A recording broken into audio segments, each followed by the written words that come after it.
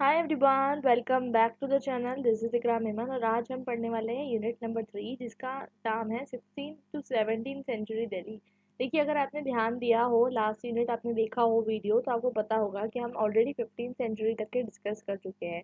मतलब हम डिस्कस कर चुके हैं अराउंड अलाउद्दीन खिलजी, जलालुद्दीन खिलजी, खिलजी डिनेस्टी हम पूरे डिस्कस कर चुके हैं। मैं आपको एक बार दिखा देती हूँ, एक बार आपको मैं पूरा का पूरा ओवरऑल व्यू, तो आपको तो थोड़ा सा क्लियर रहेगा। ठीक है, तो सबसे पहले तो आपको देखने को मिलता है कि अलाउद्दीन खिलजी, देखिए यहाँ पर आपको देखने को मिलता है कि अलग अलग कैपिटल्स दिए हुए हैं, और उसके बाद आपको देखने को मिलता है कि अलग अलग डेनेस्टीज दी हुई है। तो ममलूक डेनेस्टी जो रूल करती है वो 1192 से लेकर 1289 एडी तक के रूल करती है, यानी 13 सेंचुरी आ गया। फिर 1290 से लेकर 1320 यानी 14 सेंचुरी हो गया। फिर तुगलक डायनेस्टी की हम बात कर रहे थे, और तुगलक डायनेस्टी में हमने डिस्कस किया था अबाउट तुगलकाबाद किस तरीके से बनता है और बाकी सारे जो फीचर्स रहते हैं, जहाँ पन्हा, दीन पन्हा, ये सब हमने डिस्कस किया था।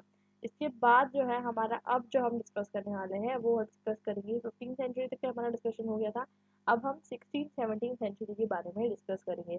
आपको बहुत अच्छे से पता है कि जब इंडिया में, मैंने आपको बताया था पहले ही, देखिए एक मैं आपको ये भी मैप दिखा देती हूँ तो आपको और क्लियर हो जाएगा।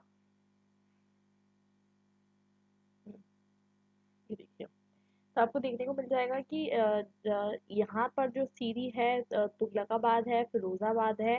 फिरोजाबाद के बाद हमारा कैपिटल कौन बनता है? दीन पन्हा बनता है। ठीक है, दीन पन्हा बनता है। और ये दीन पन्हा आपको देखने को मिल रहा है मुगल्स के हाथ में पावर जा रही है। तो मुगल्स के हाथ में कैसे पावर चले गए अचानक से? आपको पता है कि जहीरुद्दीन बाबर जो है वो अटैक करते हैं इंडिया पे। ठीक है, और उनकी फाइट होती है, और 1526 से फिर वो रूल करना शुरू करते हैं। बाबर का रूल जो है बताता है कि मुगल्स का रूल जो है शुरू हो गया है। फिर बहुत शॉर्ट स्पैन के लिए रूल करते हैं। फिर मुगल्स के बाद जो हम देखने को मिलता है कि बीच में सूरीज भी आ जाते हैं। फिर सूरीज वापस चल जाते हैं, फिर वापस आप देखोगे हुमायूं, और फिर आपको देखने को मिलेगा अकबर, फिर शाहजहां। ठीक है, ये जो पूरी की सॉरी, अकबर, जहांगीर, शाहजहां, ठीक है, औरंगजेब, ये आपको पूरा देखने को मिलता है। तो ये वैसा ही है, और ये हम अभी जो है आ गए हैं हमारे मुगल रूल के ऊपर।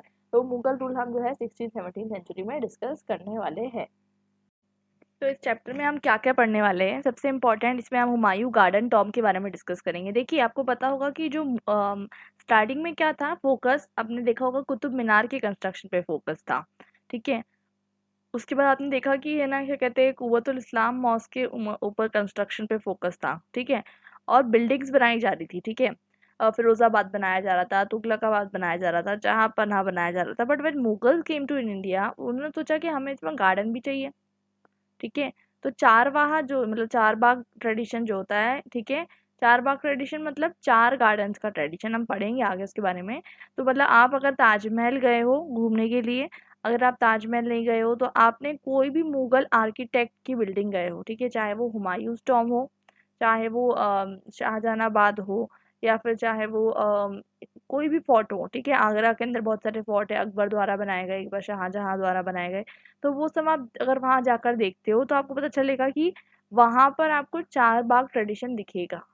इट मीन्स दैट वो बिल्डिंग के सामने जो चार गार्डन्स होते हैं, ठीक है, चार गार्डन्स के बीच में आपने देखा होगा कि एक फाउंटेन होता है।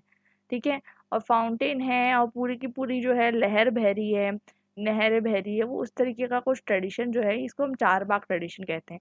तो इस टाइम में आपको देखने को मिलेगा कि ब्यूटी ऑफ माउंटेन्स बढ़ जाती है, बिकॉज अल्टीमेटली अगर कोई माउंटेन मतलब कोई मॉन्यूमेंट विजिट करते हो, और वहाँ सिर्फ और सिर्फ जो है सिर्फ और सिर्फ क्या है, बिल्डिंग है, तो वो इतना अट्रैक्टिव नहीं है। बट व्हेन यू सी कि बिल्डिंग के सामने फाउंटेन्स आ जा रहे हैं, जैसे कि ताजमहल के अंदर है, तो ताजमहल के अंदर आप सिर्फ बिल्डिंग को नहीं देखते हो, आप उसके सामने के गार्डन्स को भी देखते हो, फाउंटेन्स को भी देखते हो।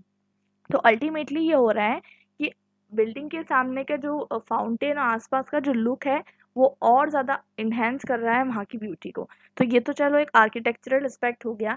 बट हुमायूं गार्डन टॉम हम डिस्कस करेंगे, शाहजहानाबाद की मॉर्फोलॉजी हम डिस्कस करेंगे। देखिए, एक चैप्टर अराउंड शाहजहानाबाद घूमने वाला है, मतलब एक क्वेश्चन तो आपको शाहजहानाबाद से आएगा ही आएगा। ठीक है, ये बात आप समझ लीजिए, क्योंकि शाहजहानाबाद क्यों फाउंड किया गया, ठीक है, उसके बाद उसकी टाउन प्लानिंग कैसी की गई, उसकी सिटी की वॉल्स, उसके गेट्स, उसका फोर्ट्रेस, ठीक है, उसका मतलब बिल्डिंग्स किस तरीके से बनाई गई, झरोका, ठीक है, झरोका दर्शन का जो कॉन्सेप्ट था। उसके बाद जो है कौन से इंपॉर्टेंट प्लेसेस थी, चांदनी चौक, किला मुबारक, ठीक है। उसके बाद पैलेसेस, मेंशंस, और शाहजहाँ कहाँ रहते थे, उनकी वाइफ्स कहाँ रहती थी, गार्डन्स, ये सब चीज़ें हम डिस्कस करने वाले हैं। तो शुरुआत करते हैं इस चैप्टर की। तो मुगल रूलर जो है, मुगल रूलर मतलब जितने भी मुगल रूलर्स आए हैं, आपको पता है बाबर से लेकर, तो बाबर से लेकर हमने ऑलरेडी पिछले वाले वीडियो में पढ़ा था।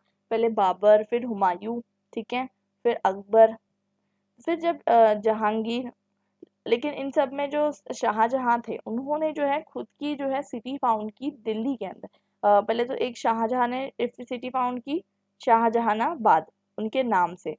और उन एक जो है हुमायूं ने सिटी फाउंड की, जिनका नाम रखा दीन पन्हा।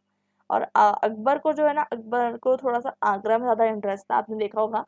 फतेहपुर सीकरी मतलब इधर बनाया गया, फिर आगरा में मोस्टली कंस्ट्रक्शन जो है वो हुए हैं।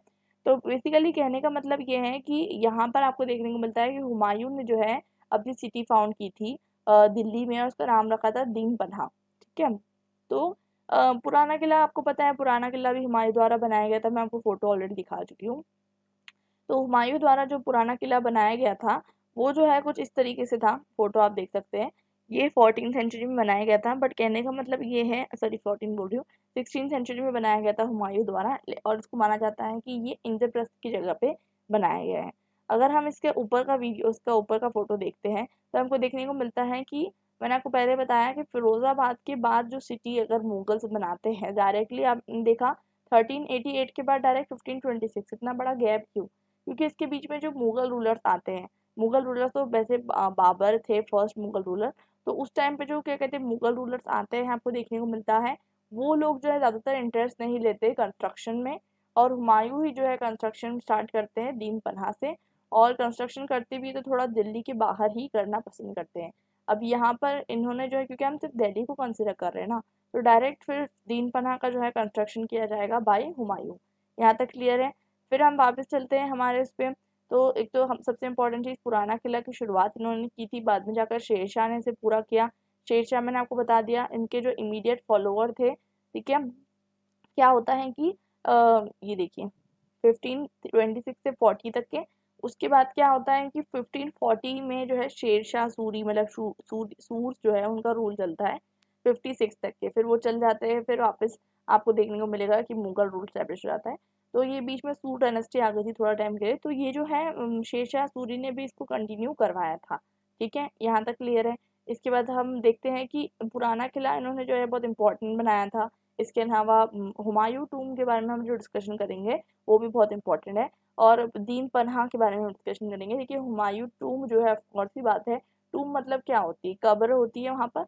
तो वो उनके द्वारा बनाई गई कब्र, मतलब उनके लाइफ टाइम में ही उन्होंने अपनी कब्र के लिए स्पॉन्सर कर दिया था, या उनके मरने के बाद अकबर द्वारा वो कब्र बनाई गई, वो हम नहीं जानते, ठीक है, वो क्लियर नहीं है। तो हम मान सकते हैं दोनों भी चीज़ें, वो हमें अभी तक उसके बारे में क्लियर एविडेंसेस नहीं मिलते हैं। हो सकता है कि उन्होंने जो है शुरुआत करवा दी थी आसपास का एरिया बनाने की, और उसको अकबर द्वारा कंप्लीट किया गया, ऐसे हम मान सकते हैं। उसके बाद जो हुमायूं द्वारा जो है हुमायूं द्वारा जो उनकी एक मस्जिद बनाई गई थी दिल्ली में। तो वो मस्जिद बहुत इंपॉर्टेंट है, क्योंकि वो मस्जिद में आपको दोनों चीज़ का आर्किटेक्चर दिखेगा, एक मुगल्स का आर्किटेक्चर दिखेगा, और एक दिल्ली सल्तनत, दोनों का आर्किटेक्चर का आपको सिंथेसिस वहाँ देखने को मिलेगा। एक और इम्पोर्टेंट चीज़ ये है, ऐसा माना जाता है कि उनका जो टॉम है ना, वो किसने बनाया था, क्वीन ने बनाया था उनकी, ठीक है। क्योंकि आपको पता है कि जब हुमायूं की डेथ होती है, अकबर बहुत छोटे रहते हैं, ठीक है। तो उस टाइम पे वो पॉसिबल था नहीं था कि वो बनवाए थे या नहीं बनवाए थे, उनकी क्वीन बनवा सकती है, ठीक है। और हो सकता है कि उन्होंने शुरुआत कर दिया हो कंस्ट्रक्शन, ऐसे दो तीन पॉसिबल चीज़ें हो सकती हैं। अब हम बात करते हैं 1539 से 1545। शेरशाह सूरी जो थे उनको बहुत कम टाइम मिला था, सिर्फ और सिर्फ 5-6 साल का। उन्होंने उस कम टाइम में ही जो है दीन पन्हा को दीन पन्हा जो उनकी ऑलरेडी सिटी थी, किसके, हुमायूं की सिटी थी, तो दीन पन्हा के बीच में, और बना हमारे द्वारा बनाई गई थी वो सिटी के बीच में, और फिरोजाबाद, फिरोजाबाद आपको पता है किसके द्वारा बनाई गई थी, उन दोनों सिटीज के बीच में खुद की सिटी उन्होंने फाउंड की। और उन्होंने उसमें स्टोन और मॉर्टर सिटी वॉल यूज किया, ठीक है। तो मैं आपको पहले दिखा चुकी हूँ कि दीन पनाह जो है हुमायूं द्वारा फाउंड की गई थी। फिरोजाबाद जो है फिरोज शाह तुगलक, तुगलक डायनेस्टी तो बाद में आई, हम यहाँ पर देखते हैं फिरोज शाह द्वारा द्वारा जो है ये फाउंड की गई थी। ये देखिए, मैं आपको डायनेस्टिकल रूल दिखा देती हूँ, देख सकते हैं आप।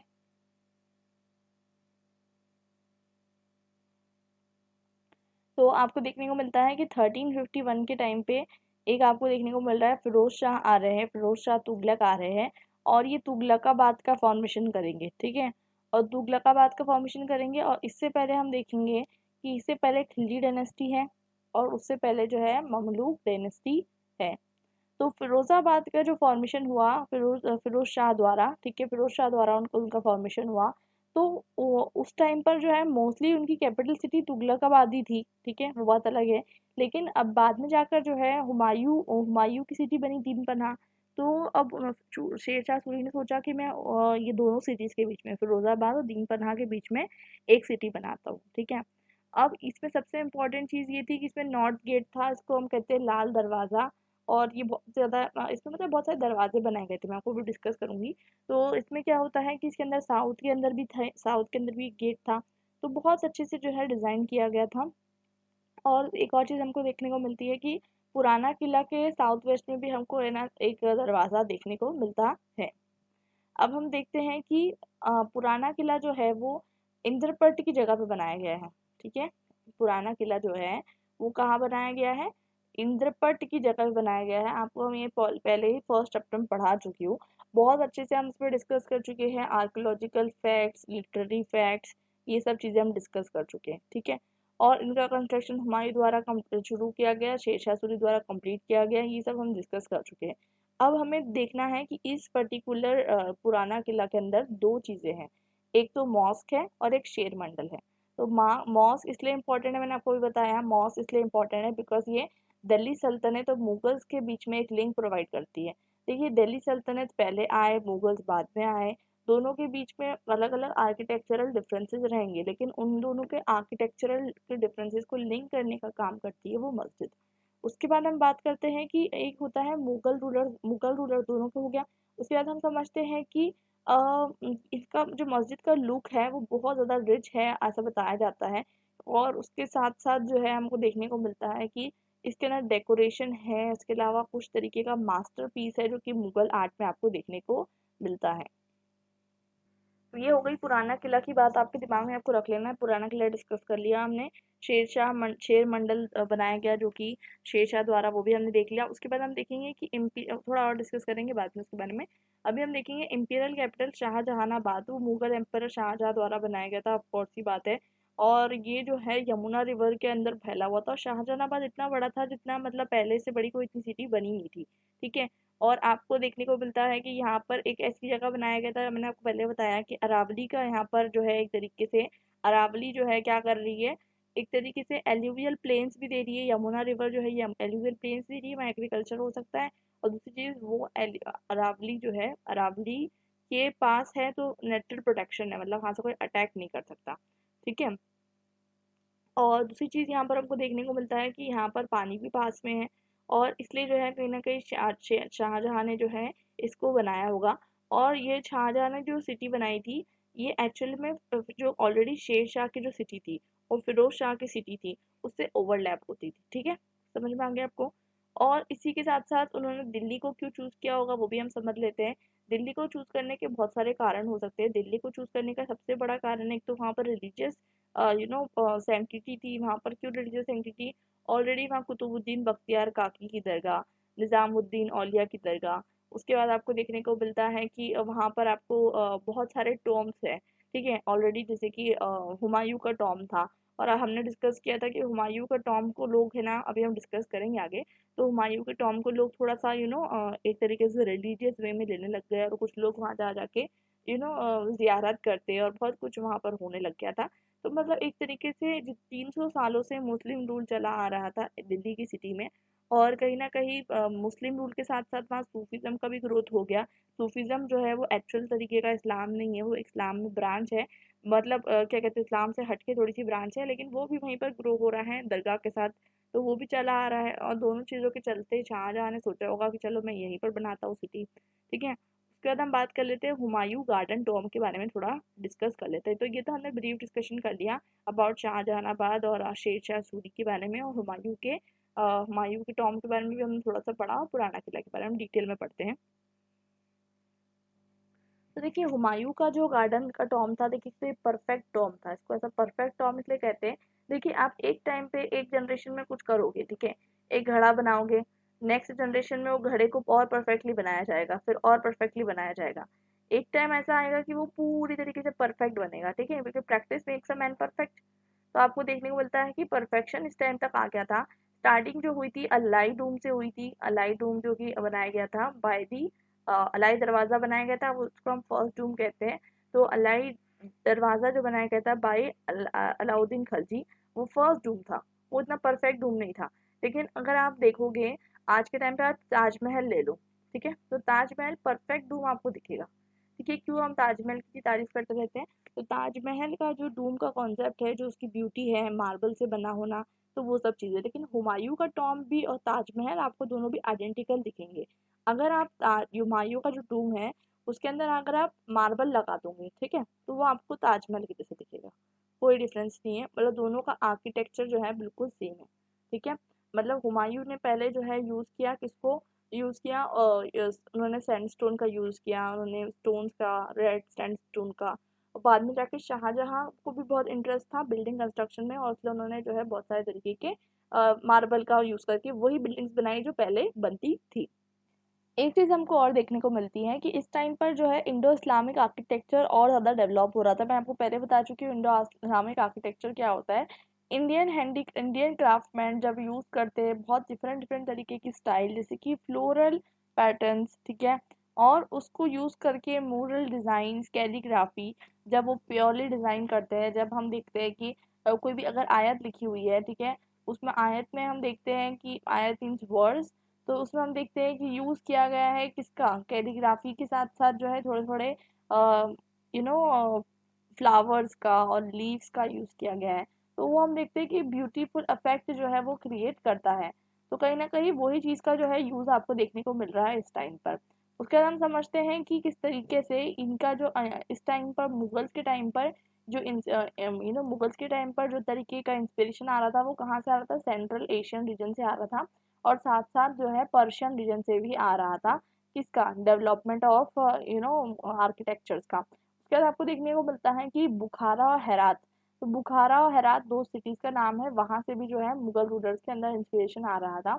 और सेंट्रल एशिया का अगर आपको एग्जाम्पल देखना है तो आप हुमायूं के टूम में देख सकते हो। और साथ साथ आपको देखने को मिलेगा कि अकबर के टाइम पे भी जो भी तरीके की चीज़ें बनाई गई है वो भी जो है आप देख सकते हो, उनका भी इंस्पिरेशन उसी जगह से आ रहा है। तो अगर आपको पूछा जाता है कि explain about the architectural significance of Mughal times, तो आप जो है ये सब चीज़ें लिख सकते हो। उसके बाद हम बात करते हैं कि बहुत ज़्यादा जो है हुमायूं टूम शुरुआत थी एक बहुत ज़्यादा ब्यूटीफुल टॉम की। आपको विजिट करना है, आप देख सकते हो जाके। तो वहाँ पर उसका जो डोम वगैरह बनाया गया है बहुत ब्यूटीफुल है, और फिर बाद में जाकर जो ताजमहल बनता है वो जो है उससे ही जो है इंस्पायर होके बनता है। ठीक है, तो मतलब अगर ताजमहल जाने का आपको मौका मिल रहा है ताजमहल जाइए, वरना हुमायूं टूम को जाके देखिए, वहाँ पर आपको दोनों चीज़ का एग्जाम्पल जो है देखने को मिल जाएगा। और आर्किटेक्ट का नाम बताया जाए तो मिराग सैयद घियास, जिसका नाम था मिराग मिर्जा घियास भी बोला जाता था उनको। तो वो आर्किटेक्ट थे हुमायूं टॉम के, वो बहुत ज़्यादा काम करते थे। देखिए नाम आप याद रखिएगा, हुमायूं टॉम का रिपीट करिए, नाम लिख के रख लीजिए, मिराग मिर्जा घियास। वो ईरानियन डिसेंट के थे, और उन्होंने जो है हेरात में भी काम किया था और बुखारा में भी काम किया था। ठीक है, और फिर वो इंडिया में आके काम कर रहे थे। ऑफ कोर्स ही बात है, अगर आप इंडिया में कुछ काम करोगे उसके बाद बाहर जाओगे तो आप इंडिया की लेगेसी लेकर आओगे, और साथ में अगर बाहर से आप इंडिया में आ रहे हो तो आप बाहर की लेगेसी इंडिया में लेकर आओगे। तो वैसा ही जो है वो काम करते हैं, और वो मोटिव्स में सिमेट्री का यूज़ करते हैं। ठीक है, मोटिव्स जो भी यूज़ करते हैं उसमें सिमेट्री का यूज़ होता है। देखिए सिमेट्री मतलब आप देखते हो कि जो डूम बनाया गया है ताजमहल में, हर चीज़ बिल्कुल सिमेट्रिकल है। मतलब उसको आप आगे से देखो, आप उसको पीछे से देखो, उसका हर एक चीज़ आप देखोगे आगे पीछे हर जगह से सिमेट्रिकल बनाया गया है। तो सिमेट्रिकल जो है उसकी उससे ब्यूटी जो है और ज़्यादा उसकी इंक्रीज हो जाती है। उसके बाद हमको देखने को मिलता है कि यहाँ पर जो भी तरीके के मॉन्यूमेंट्स बनाए गए हैं, आपको अगर ब्यूटीफुली एक्सप्लेन करने के लिए आया अबाउट दिस मॉन्यूमेंट्स, तो आप एक्सप्लेन कर सकते हो अलग अलग तरीके से। एक तो इसमें वेल प्रपोर्शनड जियोमेट्रिकल कॉम्बिनेशन भी दिए गए हैं, ठीक है, वेल प्रपोर्शनड जियोमेट्रिक कॉम्बिनेशन भी इसमें आपको मिल जाएंगे। इट मीन्स दैट कि वहाँ पर जो है कहीं ना कहीं जो जियोमेट्रिकल जैसे कि समझ लीजिए स्क्वायर्स हो गए, ठीक है, और जो भी तरीके के पिलर्स बनाए जा रहे हैं, तो उसमें भी आपको देखने को मिलेगा प्रपोर्शन सेम रहेगा। प्रपोर्शन सेम होने से ना ब्यूटी बहुत इंक्रीज हो जाती है। अगर आप आर्किटेक्चर में आपको इंटरेस्ट है तो आप समझ पा रहे होंगे। और ये सारी चीजें आइडियाज कहाँ से आ रहे हैं, पर्शियन से और सेंट्रल एशिया से ये सारे आइडियाज जो है इमर्ज होकर आ रहे हैं।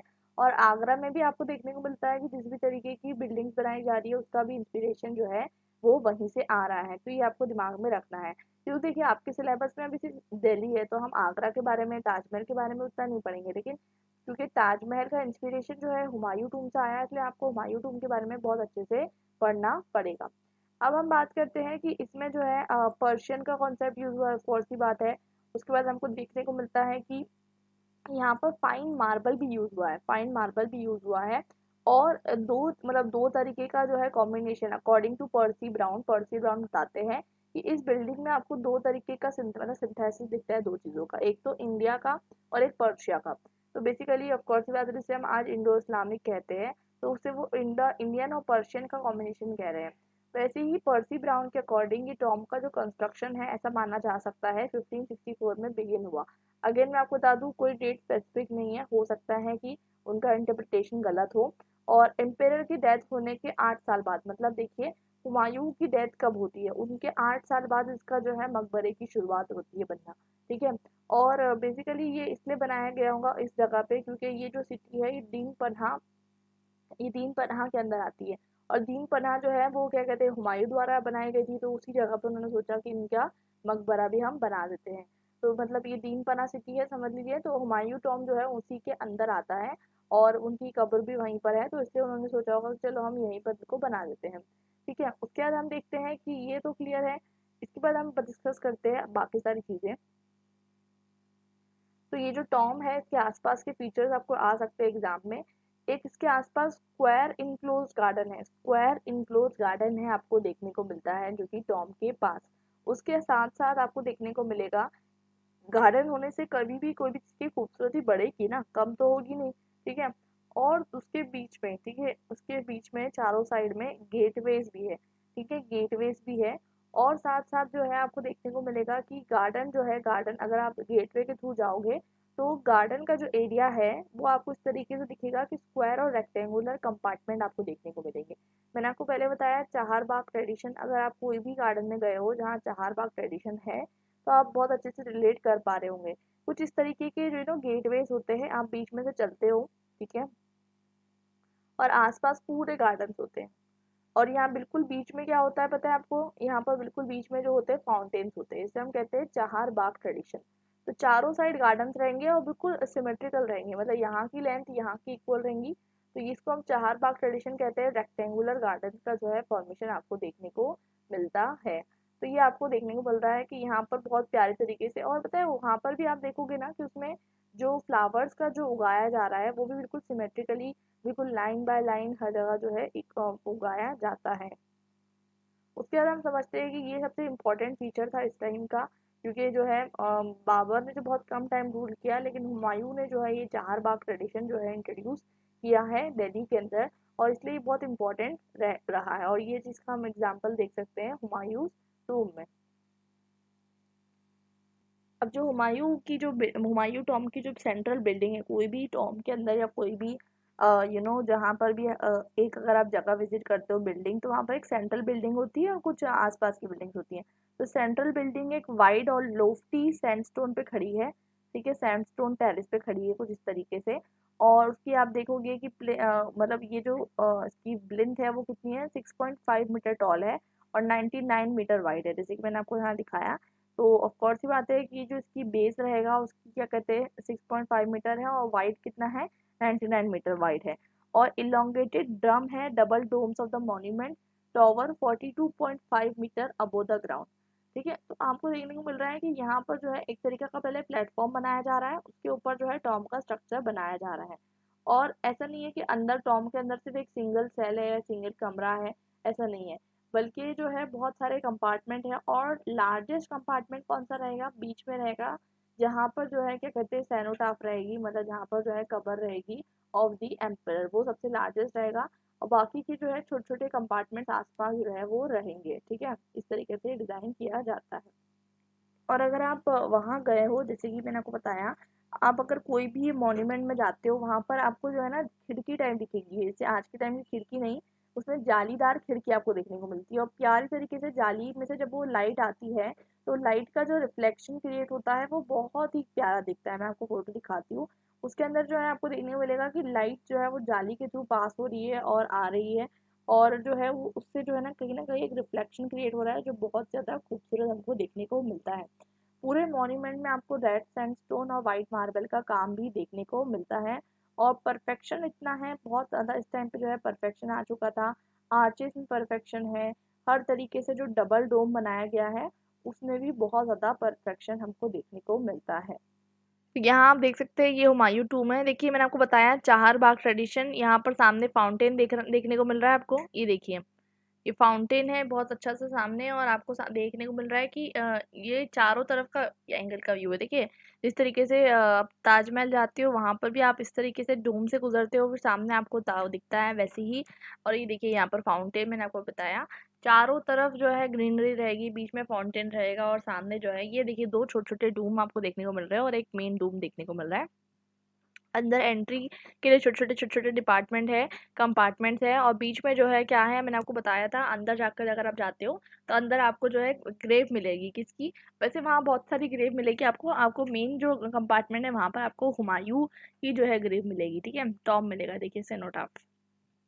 और ये सबसे लार्जर एरिया रहेगा, बाकी सारे एरिया जो रहेंगे वो छोटे से रहेंगे। तो यहाँ तक क्लियर हो गया, इसके बाद हम डिस्कस करते हैं बाकी सारी चीज़ें। एक और चीज़ इम्पॉर्टेंट है कि इस टाइम पर मैंने आपको बताया रेड सैंडस्टोन और वाइट मार्बल का यूज़ हो रहा था, लेकिन ऐसा नहीं है कि ये पहली बार ऐसा हो रहा था, क्योंकि सुल्तान अलाउद्दीन खिलजी के द्वारा जो है ऑलरेडी इसका शुरुआत हो चुकी थी, जो कि बिल्डिंग्स में यूज़ हो रहा था। मैं आपको ऑलरेडी अलाई दरवाज़ा का फोटो दिखा चुकी हूँ। उसके अलावा मैं आपको दिखा चुकी हूँ वेरियस मॉन्यूमेंट जो कि अलाउद्दीन खिलजी द्वारा बनाए गए थे, उसमें आपको देखने को मिलता है रेड सैंडस्टोन का यूज़ जो है किया गया है। उसके अलावा अगर आप कुतुब मीनार को भी ध्यान से देखोगे, वहाँ पर भी बहुत प्यारे तरीके से यूज़ किया गया है रेड सैंडस्टोन का। और यहाँ पर भी देखिए आपको ये जो पूरा जो मिनरेट देखने को मिल रहा है, मतलब ये जो पूरा आर्च देखने को मिल रहा है, यहाँ पर भी बहुत प्यारे तरीके से काम किया गया है रेड सैंडस्टोन का। अब बात करते हैं अबाउट कि इसके अंदर उसके अलावा दूसरी चीज़ें हम डिस्कस करते हैं कि इस टाइम पर हमको देखने को मिलता है कि फिरोज शाह तुगलक के टाइम पे भी जो है रेड सैंडस्टोन का जो है यूज़ हो रहा था। और इनफैक्ट सुल्तान शेरशाह आपको मतलब देखिए डायनेस्टी का टाइम पीरियड याद रहना चाहिए, आपके दिमाग में पूरी डायनेस्टी याद होना चाहिए, तो आपको हर चीज़ आप रिलेट कर पाओगे। तो बाबर आए थे पहले, ठीक है, मैं आपको एक कोड वर्ड दे देती हूँ, बादशाह करके, मुगल डायनेस्टी को याद करने के लिए। तो भजसा करके आपके अलग अलग कोड वर्ड होंगे। मेरा कोड वर्ड ये है, आप बाबर, हुमायूं, अकबर, जहांगीर, शाहजहां और औरंगजेब। इसके बाद भी रूलर थे, डोंट नॉट फॉरगेट, बट वो थोड़े से वीक रूलर्स थे। अभी हम देखते हैं भजसा। तो भजसा में बीच में देखिए यहाँ पर ना बाबर के बाद डायरेक्टली हुमायूं नहीं आते, बीच में आपको पता है शेरशाह सूरी आ जाते हैं। सूरी डायनेस्टी चलती है 20-30 साल के लिए, ज़्यादा नहीं, या 20 साल से ज़्यादा नहीं चलती है। उस टाइम पे जो है आ जाते हैं सूर, और वो भी यूज़ करते हैं रेड सैंडस्टोन का। उसके बाद हमको देखने को मिलता है कि हुमायूं टॉम्ब में जो है काम जो किया गया है, कारीगरी की बात करें गए तो स्टूको और इनलेट स्टोन का यूज़ किया गया है। और आपको देखने को मिलता है कि ये जो स्टोन का यूज़ किया गया है, यहाँ तक कि मतलब इस टाइम पर आपको देखने को मिलेगा कि जो हुमायूं टूम का जो अगर आप डिज़ाइन देखोगे तो वो ऑस्टियर है, मतलब वेरी सिंपल है विदाउट डेकोरेशन। अब आप कहाँ, मैंने आपको दिखाया हुमायूं टूम, ठीक है, आप ये हुमायूं टूम को देखिए, कितना सिंपल और कितना जो है मतलब इतना ज़्यादा आर्टिस्टिक काम नहीं दिखेगा आपको, लेकिन फिर भी बहुत बेहतरीन काम है।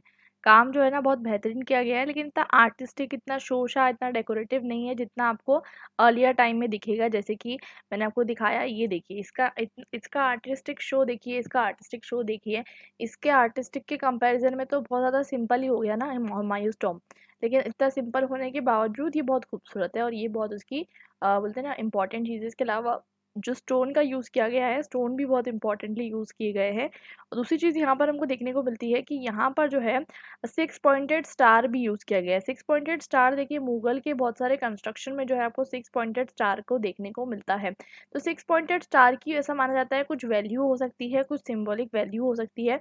मैं आपको दिखाती हूँ अगर इसमें देखेगा तो फ़ोटो में। तो देखिए ये 6 पॉइंटेड स्टार है। मुझे पता है आपको छोटा-सा दिख रहा होगा, मैं आपको दिखाती हूँ ये वाला। देखिए यहाँ पर दिख रहा है आपको ये 6 पॉइंटेड स्टार। तो ये 6 पॉइंटेड स्टार आपको बहुत सारी मुगल आर्किटेक्चर बिल्डिंग्स पे देखने को मिलेगा। हो सकता है इसकी कुछ कल्चरल सिग्निफिकेंस हो और इस तरीके का सिंबॉलिक एसोसिएशन पहले भी यूज़ हो चुका है। अब हमको देखने को मिलता है कि ये स्टार जो है ये कोई भी मतलब हो सकता है, मतलब बहुत सारी चीज़ों को डिक्लेयर कर सकता है। देखिए 15-16 सेंचुरी में बहुत सारे मॉन्यूमेंट्स इंडिया और बाहर भी मुस्लिम वर्ल्ड में ये 6 मतलब स्टार को यूज़ कर रहे थे, 6 पॉइंटेड स्टार को। तो ये हो सकता है कि कोई तरीके का सिंबल हो। बेसिकली मतलब ऐसा माना जाता है कि क्रिश्चियनिटी में भी, जुडाइज़्म में भी और बुद्धिज़्म में भी ये इन सब की अलग अलग वैल्यूज़ हैं। और क्योंकि क्रिश्चियनिटी, जुडाइज़्म और जितने भी हैं, इस्लाम, ये सब अब्राहमिक रिलीजन्स है। मतलब ये सब रिलीजन्स जो है कहीं न कहीं एक दूसरे से कनेक्टेड है थ्रू प्रॉफिट्स। तो इसलिए ये 6 पॉइंटेड स्टार जो है वो कहीं न कहीं जो है उनके कनेक्शन को दर्शाता है।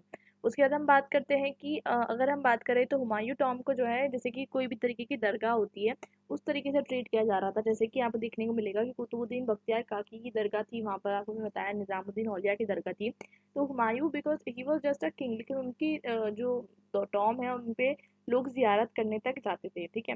जैसे कि निज़ामुद्दीन अहमद जो है, जो अकबर के हिस्टोरियन थे, वो अपनी बुक में लिखते हैं तबकात अकबरी में कि ये होलीएस्ट ऑफ टॉम है, ठीक है। और ग्लेंडे लॉरी के अकॉर्डिंग एक हिस्टोरियन है, वो बताते हैं कि हुमायूं टॉम जो है वो एक तरीके से बहुत ज़्यादा इम्प्रेसिव है और साथ साथ ये बताने की कोशिश कर रहे हैं कि मुगल का जो प्रेजेंस है उसको ये दर्शाता है। तो हुमायूं का जो टॉम है वो सोफिस्टिकेटेड है, बहुत अच्छा स्ट्रक्चर है इसका। तो अगर आपको हुमायूं टॉम का क्रिटिकल एनालिसिस करने के लिए आया तो आप कर सकते हो। अब बात करते हैं शाहजहानाबाद की। हमने हुमायूं टॉम डिस्कस कर लिया, अब हम आ जाते हैं शाहजहां के बारे में। तो पहला फेज जो जितना भी कंस्ट्रक्शन किया गया दिल्ली के अंदर वो मेजॉरली किसके द्वारा किया गया? हुमायूं द्वारा। अकबर द्वारा आपको उतना कंस्ट्रक्शन वहाँ नहीं देखने को मिलेगा। He was mainly confined towards the Agra वाला पार्ट। तो यहाँ सबसे ज़्यादा कंस्ट्रक्शन आपको किसके द्वारा मिला? हुमायूं द्वारा, ठीक है। First phase of construction, second phase of construction Shahjahan द्वारा। तो देखिए यहाँ पर हमको देखने को मिलता है कि शाहजहां को आपको पता है बहुत ज़्यादा इंटरेस्ट था उसमें, इंटरेस्ट था आर्किटेक्चर में। आप आपको देखने को मिलता है उन्होंने ताजमहल बना दिया। कितनी सारी मतलब ब्यूटीफुल आर्किटेक्चर्स हम आज भी देखते हैं। जो लाल किला जिसको हम रेड फोर्ट कहते हैं और जिसपे जो है अनफोल्डिंग ऑफ इंडियन फ्लैग्स होती है, the independence and all this days. तो बेसिकली वहाँ पर भी हम देखते हैं कि वो भी जो है शाहजहां द्वारा बनाया गया है। तो बेसिकली उनको बहुत इंटरेस्ट था आर्किटेक्चर में। और देखिए एक चीज़ पे ये भी इम्पोर्टेंट हो सकती है, उस टाइम तक के थोड़ा स्टेबिलिटी आ गई थी पॉलिटिकल लाइफ में। बिकॉज तब तक के क्या हो रहा था, बहुत सारे कॉन्टेक्ट्स देखने पड़ेंगे। उस टाइम पे आप देखोगे कि पहले मंगोल्स अटैक हो रहे थे, बाद में जाकर मंगोल्स अटैक बंद हो गए थे। अब ज़्यादातर ध्यान जो है सिक्योरिटी से हटके आर्किटेक्चर पे जा सकता था। अब यहाँ पर हमको देखने को मिलता है कि अकबर के टाइम पे जितने भी सैंडस्टोन में बनाए गए थे ना फोर्ट्रेस जो आगरा में, वही चीज़ को उन्होंने कॉपी किया है। कॉपी आप बोल सकते हो, इंस्पिरेशन बोल सकते हो, आपकी मर्जी। तो उन्होंने कॉपी करके उसे जो है मार्बल में बनाया है, ठीक है। किन्होंने बनाया है? शाहजहां ने, ठीक है। ये आपको ध्यान में रखना है। और जैसे कि मोहम्मद सालिह कम्बोह जो एक हिस्टोरियन है उनके टाइम के, वो बताते हैं कि डेली वो क्या करते थे, दरबार में लोगों से पूछते थे और बोलते थे कि मतलब मुझे बिल्डिंग बनानी है, कैसे बनाऊँ, ऐसे मतलब बातचीत करते थे। तो एक तरीके का डिस्कशन का मुद्दा था। इनफैक्ट शाम में वो डिज़ाइंस भी देखने आते थे बिल्डिंग्स की जो कंस्ट्रक्शन हो रहा है। तो उनको बहुत इंटरेस्ट था, ठीक है, इसमें। तो इसलिए वो देखते रहते थे कि क्या बन रहा है, कैसे बन रहा है। तो उनको बहुत ज़्यादा इंटरेस्ट था। 1639 में उन्होंने सोचा कि मैं एक नया कैपिटल बनाता हूँ। और नया कैपिटल बनाने के लिए वो आगरा भी बना सकते थे, लेकिन उन्होंने दिल्ली क्यों चूज़ किया वो बताती हूँ मैं आपको। तो उस टाइम पे बहुत सारे कैपिटल्स थे, जैसे कि आपको देखने को मिलेगा सफाविड्स का जो कैपिटल था इस्फहान, ठीक है। इस्फहान ऑफ कोर्स बात है out of India. Safavid ruler Shah Abbas के टाइम डिज़ाइन किया गया था। तो उनको देख के उन्होंने सोचा कि मैं मुझे भी एक कैपिटल बनाना है। और जो शाहजहानाबाद बनाया गया वो इतना बड़ा बनाया गया, इससे पहले कोई दिल्ली सल्तनत की इतनी बड़ी सिटी नहीं बनाई गई थी, ठीक है। और शाहजहां में जहाँ जो शाहजहानाबाद में जहाँ शाहजहां रहते थे, ठीक है, क्योंकि ऑफ कोर्स सी बात है सिटी में सब सिटी इतनी बड़ी बनाई है। आज के टाइम पे आप देखोगे न्यू दिल्ली कैपिटल है इंडिया का, ये समझ लीजिए न्यू दिल्ली है। न्यू दिल्ली के अंदर जहाँ प्राइम मिनिस्टर और सारे सब लोग रहते हैं वो तो एक जगह होती है ना, पार्लियामेंट ऑफ इंडिया, उसके बाद आप देखोगे कि अलग अलग स्पेसिफिक जगह होती है, वैसे ही उस टाइम पर जो है आपको देखने को मिलेगा कि शाहजहानाबाद बहुत बड़ी सिटी थी, लेकिन उसमें बीच में आपको देखने को मिलता है कि एक स्ट्रक्चर है जिसको हम कहते हैं पैलेस फोर्ट्रेस, उसको हम किला मुबारक कहते थे। देखिए इंटरेस्टिंगली, जिसे हम किला मुबारक कहते थे उसको आज हम रेड फोर्ट कहते हैं, और जिसको हम रेड फोर्ट कहते थे उसको आज हम लाल कोट के नाम से जानते हैं, और वो उसका एग्जिस्टेंस रहा नहीं अब। लाल कोट आपने अपने पढ़ा होगा, मैंने आपको लास्ट लास्ट चैप्टर में पढ़ाया था सब कुछ उसके बारे में, लाल कोट इंद्रप्रस्थ के बारे में। तो जो लाल कोट का जो प्रेजेंस है ना, वो ये बताता है कि लाल कोट जो है लाल कोट का इंग्लिश ट्रांसलेशन क्या हुआ, रेड फोर्ट, लेकिन उसको हम रेड फोर्ट नहीं कहते हैं, हम जो है रेड फोर्ट कहते हैं किला मुबारक बनाए, जो किला मुबारक जो शाहजहां ने बनाया था उसको। अब आज के टाइम पे अगर आप जाओगे तो आपको देखने को मिलेगा कि वहाँ पर आपको रेड फोर्ट भी देखने को मिलेगा, उसके बाद आपको बहुत सारी तरीके की आसपास जो है चीज़ें देखने को मिलेगी। तो देखिए आपको और सी बात है, जहाँ पर किंग रहता है, जहाँ पर राजा रहता है, वहाँ पर एक बहुत इंपॉर्टेंट एक्टिविटीज़ होती है, जैसे कि गवर्नमेंटल एक्टिविटीज़, कल्चरल एक्टिविटीज़, मतलब वहाँ पर प्रोसीडिंग सुनी जाती होगी, लोग मीटिंग्स करते होंगे। और उस पर्टिकुलर पैलेस फोर्ट्रेस में, मतलब उस लाल किले में 32 बिल्डिंग्स थी, सोचिए आप। और उसके बाद हम देखेंगे शाहजहां के बाद अब बाजू में आप आ जाओगे तो आपको मतलब कौन सी बात है, जामा मस्जिद मिल जाएगी। ठीक है, और ये लार्जेस्ट है, मतलब पूरे सब कॉन्टिनेंट में जो है लार्जेस्ट जामा मस्जिद है, इसलिए जो है इसका बहुत नाम चलता है। हर मस्जिद मस्जिद जामी होती है, बिकॉज जामी मतलब होता है कि कलेक्शन होना, कॉन्ग्रेगेशन होना, लेकिन अक्सर हम जामा मस्जिद से हम जो है इसे दिल्ली की जामा मस्जिद को रिलेट करते हैं, लेकिन हर मस्जिद जो होती है जामी मस्जिद होती है। चाहे वो आप देखोगे कि जो मस्जिद कुव्वतुल इस्लाम मॉस्क हो, चाहे कोई भी मॉस्क हो, लेकिन हम अक्सर जो है इसे मस्जिद जामी या फिर जामा मस्जिद नाम से जानते हैं। उसके बाद हम समझे कि वो जामा मस्जिद और ये दोनों तो साथ में जो शाहजहानाबाद है, तो इसके अंदर इतने अच्छे अच्छे आर्किटेक्चर है कि बस। इस टाइम तक ये मुगल आर्किटेक्चर जो है ना, मतलब बहुत परफेक्शन की तरफ बढ़ते जा रहा था। मैंने आपको पहले बताया 300 साल पहले से जब कुतुबुद्दीन ऐबक द्वारा मस्जिद का शुरुआत की गई, उसके बाद जो कुतुब मीनार की शुरुआत की गई, धीरे धीरे कंस्ट्रक्शन में, धीरे धीरे कारीगरी में भी इंसानों को जो है ना परफेक्शन आते जाता है। ये टाइम ऐसा था जब हाईएस्ट परफेक्शन का आप देख सकते हो, ऑर्नामेंटेशन जो है बहुत ज़्यादा अच्छे से यूज़ की जा रही थी। और आपको देखने को मिलता है कि अब जो यूजुअली जो आर्चेस बन रही थी ना, जो अर्लियर बन रही थी, वैसे आर्चेस नहीं बनते हुए अब थोड़ा अलग जो है कंस्ट्रक्शन हो रहा था। जैसे कि रेड फोर्ट आपने देखा होगा, अगर आपने विजिट किया है, नहीं विजिट किया तो भी आपने नॉर्मली मूवीज में देखा होगा, मैं आपको दिखा देती हूँ। तो इसमें आपको देखने को मिलेगा आर्चेस और डूम्स जो है उस तरीके से नहीं यूज़ किए जा रहे हैं, उसका पूरा कंस्ट्रक्शन का जो तरीका है ये पूरा चेंज हो गया है। ठीक है, तो आर्चेस और डूम्स जो है पूरी तरीके से चेंज हो गया है, लेकिन कितना प्यारा जो है इसका कंस्ट्रक्शन है, आप देख सकते हैं। और इसके अलावा आपको देखने को मिलेगा कि ये पूरा शाहजहाँ, ये जो है ना बिल्कुल सेंटर में था, सेंटर ऑफ, मतलब पूरा का पूरा जो कैपिटल है उसके सेंटर में था। और जो है ये बहुत इंपॉर्टेंट था, क्योंकि यहाँ पर जो है कौन रहते थे, शाहजहाँ रहते थे, जो कि किंग थे उस टाइम पे। तो ये हो गया। उसके बाद हम समझते हैं कि यहाँ पर आपको देखने को मिलता है कि यहाँ पर आपको आर्चेस जो देखने को मिलती है उसको हम कहते हैं शाहजहानी मेहराब। ठीक है, शाहजहानी मेहराब कहते हैं। इसके बाद हमको देखने को मिलता है कि इस टाइम पे बहुत सारे आर्किटेक्चरल डेवलपमेंट्स हुए। ठीक है, जैसे कि पिलर्स का इंट्रोडक्शन करना। ठीक है, और मतलब अलग अलग तरीके की चीज़ें ऐसी यूज़ हुई जो पहले नहीं होती थी। ठीक है, और स्टीफन पी ब्लेक का मानना है कि जैसे कि दूसरी कैपिटल सिटीज़ हुआ करती थी, इस्तांबुल, इस्फहान, दूसरी दूसरे पार्ट्स ऑफ वर्ल्ड में, टोक्यो, पेकिंग, वैसे ही शाहजहानाबाद भी एक एग्जाम्पलर थी जो कि सॉवरेन सिटी मॉडल को बताती है। जैसे कि आज के टाइम में पॉपुलर कैपिटल सिटीज़ की आप बात करोगे तो उसमें न्यू दिल्ली आ जाता है, वर्ल्ड में टोक्यो। ठीक है, उसके बाद आप देख सकते हो पेरिस। तो अलग अलग सिटीज़ का जो है नाम आता है। तो आपको देखने को मिलेगा उस टाइम पे भी शाहजहानाबाद उस टाइम की एक बहुत ज़्यादा एग्जाम्पलर सिटी थी, मतलब पूरे वर्ल्ड में फेमस इस टाइप से। सेकेंडली वो बताने की कोशिश करते हैं कि उस टाइम पे जो उस टाइम पे जो इकोनॉमिक सोशल कल्चरल लाइफ थी, वो भी जो है उससे डेपिक्ट होती थी। अब ऑफ कोर्स ही बात है कि जितना भी जो आर्किटेक्चर क्यों बनाता है कोई इंसान, ऐसा सोच सकते हैं हम उसके पीछे कि आर्किटेक्चर क्यों बनाया जाता है, तो उसके बहुत सारे कारण हो सकते हैं। अपना पावर दिखाने के लिए, रिसोर्सेज दिखाने के लिए, इन्फ्लुएंस दिखाने के लिए, हर इंसान जो है अलग अलग तरीके से जो है इसलिए आर्किटेक्चर करता है। उसके बाद हम बात करते हैं, ब्लेक ये बताते हैं कि ऐसा क्या हो सकता है उस टाइम पर जिसकी वजह से जो है आर्किटेक्चर जो है इस तरीके से किया जा रहा है। तो बताने की कोशिश करते हैं कि उस टाइम पे जिस तरीके की कल्चर चलता था, उस टाइम पे जिस तरीके की फैमिली चलती थी, उस तरीके से आर्किटेक्चर को बनाया जा रहा है। तो आपको देखने को मिलेगा कि जो मेन बिल्डिंग है, तो मेन बिल्डिंग के अंदर आपको देखने को मिलेगा कि जो इमीडिएट मेंबर्स होते हैं आपके, वो रहेंगे। फिर एक्सटेंडेड बिल्डिंग्स में थोड़े दूर के मेंबर्स रहेंगे। यहाँ तक कि क्योंकि है ना बहुत ज़्यादा इंटरेस्ट था शाहजहाँ को, तो उस टाइम पे आपको देखने को मिलेगा art and craft, literature, painting, music और आर्किटेक्चर को बहुत ज़्यादा पैट्रोनेज मिला है, बहुत फंडिंग मिली है। तो आर्ट एंड क्राफ्ट को बहुत प्रमोट किया गया है उस टाइम पे, शाहजहाँ के टाइम पे। और उसके अलावा आपको देखने को मिलेगा कि जितनी भी चीज़ें होती है बहुत ज़्यादा इंपॉर्टेंट, जैसे कि फेस्टिवल का सेलिब्रेशन करना है तो रेड फोर्ट में होगा, हर चीज़ जो है रेड फोर्ट में की जाती है। तो ये जो है क्या कहते हैं, बहुत इंपॉर्टेंट जो है फोकल पॉइंट बन चुका था। ठीक है, ये आप समझ सकते हो। उसके बाद हम पढ़ते हैं कि शाहजहानाबाद जो है ये बताता है कि अलग अलग स्कॉलर्स लोग अलग अलग बताते हैं कि शाहजहानाबाद हो सकता है, ये बताता है कि मतलब मुगल एम्परर बहुत ज़्यादा स्ट्रांग है और उसका कितना इन्फ्लुएंस है।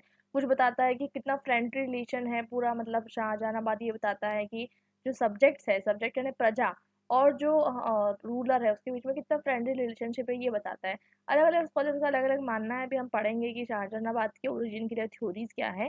ठीक है, लेकिन एक बात तो ये है कि सबसे इम्पोर्टेंट कि ये जो थी एक बहुत ज़्यादा ग्रेट सिटी थी इंडिया के अंदर उस टाइम पे, क्योंकि आपको देखने को मिलता है देखिए उस टाइम पर बताने की कोशिश की जा रही है कि कैपिटल, ऑफ कोर्स सी बात है, आज के टाइम पे भी कैपिटल जो होते हैं, आज के टाइम पे भी न्यू दिल्ली आप जाओगे वहाँ आपको एम्बेसीज मिलेगी। ठीक है, चाणक्यपुरी में एम्बेसीज हैं। उसके बाद आपको देखने को मिलेगा कि जितने भी फॉरेन डिप्लोमेट्स वगैरह आते हैं वो सब कहाँ रहते हैं, न्यू दिल्ली में रहते हैं। तो न्यू दिल्ली को अच्छा सा कंस्ट्रक्ट करके डेवलप करना, राजपथ, हर चीज़ को जो है अच्छे से किया जाता है। क्यों किया जाता है? ताकि जितने भी फंक्शंस हो सके। कैपिटल सिटी क्या दर्शाती है, पूरा का पूरा अगर कैपिटल आप चले गए, कैपिटल सिटी को हार्ट कहते हैं।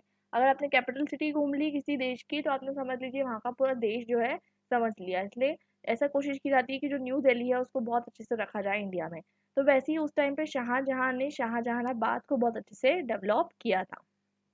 तो शाहजहानाबाद जो है वो उसका पावर और वेल्थ का जो है एक सिंबल था।